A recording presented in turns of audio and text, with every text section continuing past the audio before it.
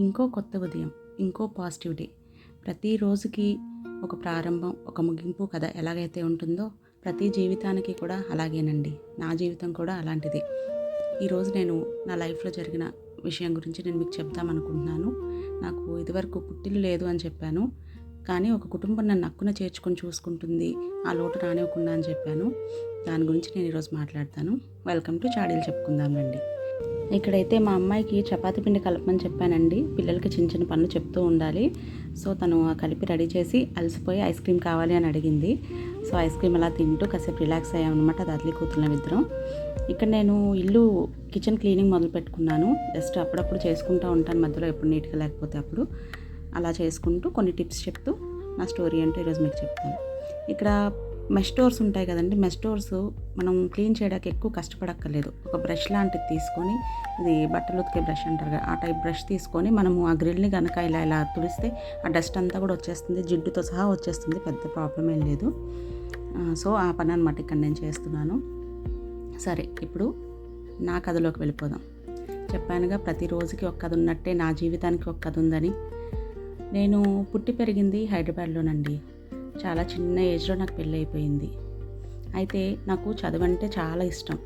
ఆ పెళ్ళి జరిగిన పరిస్థితులు కూడా, అంత చిన్న ఏజ్లో పెళ్ళి ఎందుకు చేయాల్సి వచ్చింది, హైదరాబాద్ సిటీలో ఉంటూ మా పేరెంట్స్ ఎందుకు ఆ డెసిషన్ తీసుకున్నారు అనేది నేను ముందు వచ్చే వీడియోస్లో నేను చెప్తాను.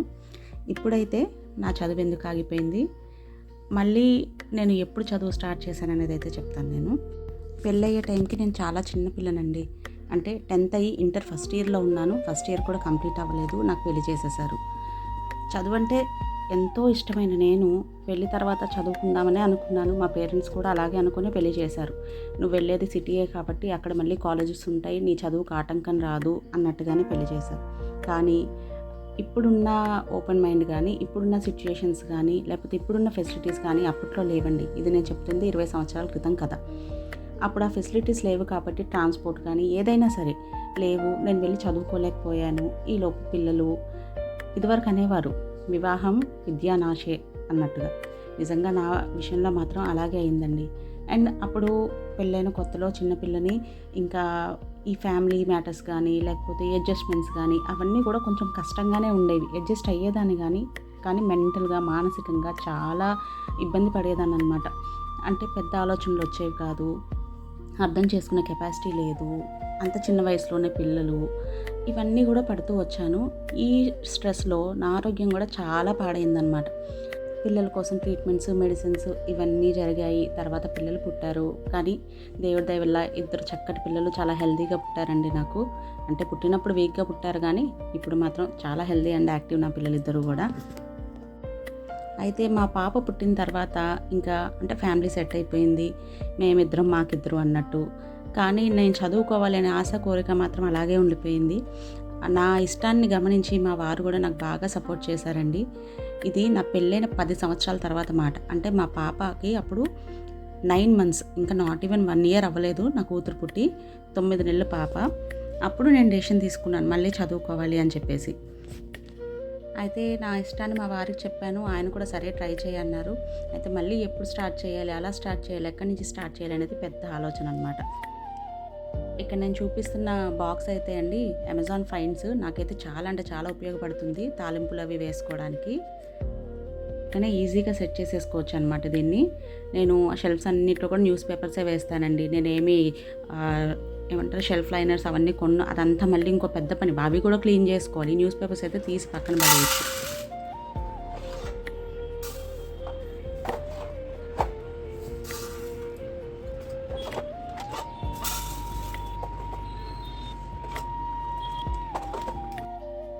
అబ్బా, క్లీన్ అండ్ నీట్ కిచెన్ ఎంత హాయిగా ఉందో చూసారు కదా. ఎలా ఫిల్ చేసుకున్నానో అలా అక్కడ పెట్టుకుంటాను. ఈజీగా వంట చేసుకున్నప్పటికీ నాకు ఈజీ అయిపోద్ది అనమాట. సరే, అయితే నేను సరదాగా ఎంట్రన్స్ ఎగ్జామ్ రాస్తాను. క్వాలిఫై అయితే కనుక నేను స్టడీ కంటిన్యూ చేస్తాను, లేకపోతే లేదు అన్నట్టుగా నేను వేరే మా ఇంటి దగ్గర పిల్లలు రాస్తుంటే ఎంట్రన్స్ ఎగ్జాము వాళ్ళతో పాటు వెళ్ళి ఎంట్రన్స్ ఎగ్జామ్ రాశాను అనమాట. అయితే అనుకోకుండా వాళ్ళు క్వాలిఫై అవ్వలేదు, నేను క్వాలిఫై అయిపోయాను.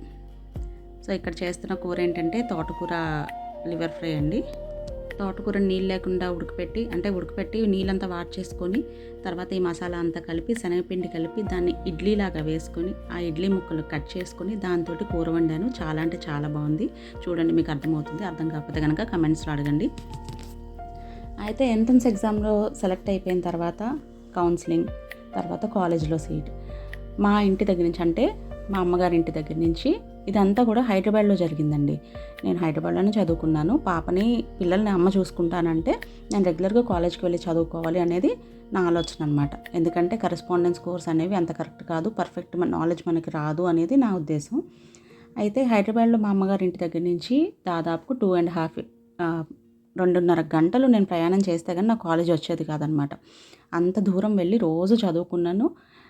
చాలా ప్రౌడ్ మూమెంట్ ఏంటంటే నేను కాలేజ్ టాపర్నండి. అప్పుడు నేను చదువుకున్నప్పుడు మా కాలేజ్లో అందరూ బాగా మెచ్చుకునేవారు. పిల్లలతో ఉండి ఇంత దూరం వచ్చి ఈ ఏజ్లో ఇలా చదువుకుంటున్నారంటే చాలా గ్రేట్ అన్నట్టు. అయితే అక్కడ తారసపడ్డాడండి నాకు నా తమ్ముడు. క్లాస్లో నాతో పాటే వాడు జాయిన్ అయ్యాడు. అలా క్లాస్లో చాలామంది ఉంటారు కదా, కానీ ఎలా కనెక్ట్ అయ్యామో, భగవంతుడు ఎందుకు కలిపాడో తెలియదు. వాడు నా జీవితంలోకి రావడానికే నేను 10 సంవత్సరాల తర్వాత మళ్ళీ చదువు మొదలుపెట్టానేమో అని అనిపిస్తుంది. అక్క అని అస్సలు వదిలేవాడు కాదండి. ఎంతో జాగ్రత్తగా చూసుకునేవాడు నన్ను. నాకు ఎప్పుడు ట్రావెలింగ్ అంటూ అలవాట్లేదు. రోజు కార్లో వెళ్ళాలంటే అంత దూరం ఇంట్లో కూడా కార్ తోటి, డ్రైవర్ తోటి వీళ్ళకి పనులు ఉంటాయి కాబట్టి, ప్లస్ నేను కూడా అలవాటు చేసుకోవాలి నా ఇండివిజువాలిటీ అని బస్కే వెళ్తాను అనుకుని వెళ్ళేదాన్ని. రోజు బస్ స్టాండ్కి వచ్చి నాకు సీట్ దొరికే వరకు రన్నింగ్ బస్ వాడు ఎక్కేవాడు. అంటే నేను దెబ్బలాడేదాన్ని అక్కడికి. ఇంకా కాకపోతే స్లోగా ఉన్నప్పుడు కూడా లేడీస్ మనం ఎక్కలేం కదా, వాడు ఎక్కి సీట్ పెట్టి నాకు అక్కడ నువ్వు కూర్చో, ఇప్పుడు సేఫ్గా ఇంటికి వెళ్ళు అని చెప్పేసి ఇంటికి వెళ్ళేవాడు. అంత జాగ్రత్తగా చూసుకునేవాడు అనమాట వాడు. నాకు తమ్ముడు ఎంత క్లోజ్ అయిపోయాడంటే అసలు ఇంకా వాళ్ళ సొంత అక్క కన్నా ఎక్కువ, సొంత అక్క ఉంటే కూడా, అంటే నాకు సొంత తమ్ముడు ఉంటే కూడా నన్ను అంత బాగా చూసుకోడేమో. ఈ రోజుకి వచ్చి కూడా అంత చక్కగా చూసుకుంటాడు వాడు. అలాగా నన్ను వాళ్ళ ఇంట్లో పరిచయం చేశాడు. ఇలా అక్కమ్మ ఇలాగా చదువుకుంటున్నారు, ఇంత దూరం నుంచి వచ్చి ఇట్లా పిల్లలు అది ఇది అంటే వాళ్ళు కూడా చాలా హ్యాపీగా ఫీల్ అయ్యారు. అసలు ఇలాంటి ఏజ్లో, అంటే పెళ్ళయి ఇన్ని సంవత్సరాల తర్వాత మళ్ళీ చదవడం, కాలేజ్ టాప్ రావడం, ఇలాంటి పిల్లలతో స్నేహం చేస్తే మా పిల్లలు బాగుపడతారని అనుకున్నారో లేకపోతే వాళ్ళ ఉద్దేశం అప్పుడు ఏంటో నాకు తెలియదు. కానీ నన్ను చాలా దగ్గర చేసుకున్నారు వాళ్ళ ఫ్యామిలీ కూడా. ఎంత దగ్గర అంటే వాళ్ళకి ఆడపిల్లలు లేరు, 2 మగపిల్లలే. నేనే సొంత కూతురులాగా. ఇప్పటికీ అలాగే ఫీల్ అవుతారు. దాదాపు మా పరిచయం ఏర్పడి ఇప్పటికి 15 సంవత్సరాలు, 15 ఇయర్స్ నుంచి, నేను ఈరోజు మాట్లాడుతున్నప్పటికి 15 సంవత్సరాలు అయింది. 15 ఇయర్స్ నుంచి కూడా మా అనుబంధం అలాగే ఉందన్నమాట. అయితే వాడు ఆ రోజు పట్టుకున్న చెయ్యి ఇప్పుడు దాకా వదలలేదు. నేను తర్వాత అప్పుడు ఎంత వైభవం అనుభవించానో తర్వాత అంత కష్టాలు పడ్డానండి. డబ్బులు ఉన్నప్పుడు అందరూ దగ్గర చేస్తారు, కానీ మనం కష్టాలు ఉన్నప్పుడు ఎవరూ దగ్గర చేయరు. కానీ అలాంటి టైంలో కూడా నా తమ్ముడు నా చెయ్యి వదలలేదు. వాడే నా ధైర్యం. అసలు వాడు ఉండబట్టే నేను కానీ వాళ్ళ బావగారు కానీ ఎంతో ధైర్యంగా ఉండేవాళ్ళం. అక్క నేను ఉన్నాను, నువ్వేం టెన్షన్ పడకు. ఇంతకీ ఈ మాటలన్నీ చెప్పే టైంకి వాడి వయసు ఎంత అనుకున్నారు? వాడు 10th రాసి ఇంటర్మీడియట్, అంటే టీనేజ్ అనమాట. కరెక్ట్గా 16 to 18 ఇయర్స్ మధ్యలో ఉన్న పిల్లోడు నా చెయ్యి పట్టుకొని అక్క నేను ఉన్నానని ధైర్యం చెప్తే నిజంగా అసలు నేను ఎంత అదృష్టవంతురాలనా అని అనిపించేదనమాట. భగవంతుడు మనకి జీవితంలో ఎవ్వరూ లేరని బాధపడుతూ ఉంటాం కదా, అలాంటి టైంలో భగవంతుడే నేనున్నాను అని చేయి పట్టుకుంటాడా? అలా అనిపించింది నా తమ్ముడు నా చేయి పట్టుకుంటే. భగవంతుడే పంపించాడు అనిపించింది. నేను ఇప్పుడు ఎలా అయితే ఫీల్ అవుతానో నా అదృష్టం అండి, వాళ్ళు కూడా నన్ను అలాగే ఫీల్ అవుతారు. ఇదండి నా కథ. ఇంకా ముందు వీడియోస్లో కొంచెంగా చెప్తాను. ఇప్పుడైతే వంట అయిపోయింది. రాత్రి పడుకునేటప్పుడు రాగజావ కాసి పెడుతున్నానండి. చక్కగా ప్రొద్దుటికి ప్రోబయాటిక్స్ మంచిగా ఫామ్ అయ్యి బాగుంటున్నాయి. ఇంకా రోజు మార్నింగే రాగజావ అనేది ఇలా తయారు చేసి ఇంట్లో ఇస్తున్నాను. మా వారికి పట్టుకెళ్ళి ఇస్తున్నాను అనమాట. ఆయన చాలా హ్యాపీ. రాగజావ ఇలా హెల్దీ ఫుడ్ అంటే ఆయనకు చాలా ఇష్టం. ఇంకా ముందు వీడియోస్లో నా గురించి చెప్తూ ఉంటాను. మీరు నన్ను ఆదరిస్తూ ఉంటారని అనుకుంటున్నాను. ఈ వీడియో అయితే ఇంతటితో ముగిస్తున్నాను. మీకు నచ్చింది అనుకుంటున్నాను. కొంచెంగా మళ్ళీ మాట్లాడుకుందాం. Thanks for watching.